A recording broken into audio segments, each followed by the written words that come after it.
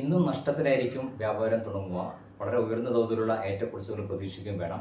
ആഗോള വിപണികളിൽ നഷ്ടം തുടരുക തന്നെയാണ്. US ഒരു സാമ്പത്തിക പ്രതിസന്ധിയിലേക്ക് ഒരുപക്ഷെ നീങ്ങിയേക്കും എന്നുള്ള ട്രംപിൻ്റെ ഒരു നിരീക്ഷണവും അതിൻ്റെ ആ രീതിയിലുള്ള ഒരു പ്രസ്താവനയും US വിപണിയെ വലിയ തോതിലൊരു വിൽപ്പനയ്ക്ക് കാരണമായിരുന്നു. കഴിഞ്ഞ 2 ദിവസമായി US വിപണിയിൽ വലിയ തോതിൽ വിൽപ്പന തുടരുക തന്നെയാണ്. വരും ദിവസങ്ങളിലും വളരെ ഉയർന്ന തോതിലുള്ള കയറ്റിറക്കങ്ങൾ വിപണിയിൽ പ്രതീക്ഷിക്കുകയും വേണം. ആഗോള സാഹചര്യങ്ങൾ അത്ര തൃപ്തികരമല്ലാത്തതുകൊണ്ട് തന്നെ അതിനെ അനുബന്ധിച്ചിട്ടുള്ള ഒരു നീക്കം നമ്മുടെ വിപണിയിൽ, ഒരു സ്വാധീനം നമ്മുടെ വിപണിയിൽ ഉണ്ടാവുകയും ചെയ്യും. വിദേശ നിക്ഷേപ സ്ഥാപനങ്ങൾ തുടരുന്ന വിൽപ്പനയും ഒരു പരിധിവരെ വിപണിയുടെ മുന്നോട്ടുള്ള നീക്കത്തിൽ നിർണായകം തന്നെയാണ്.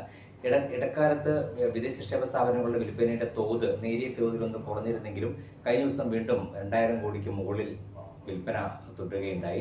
ഈ ഒരു 2 പ്രവണതകളും പ്രതികൂലമായിരിക്കുന്നത് വരും ദിവസങ്ങളിലും വിപണിയെ കൂടുതൽ സമ്മർദ്ദത്തിലാക്കിയേക്കും.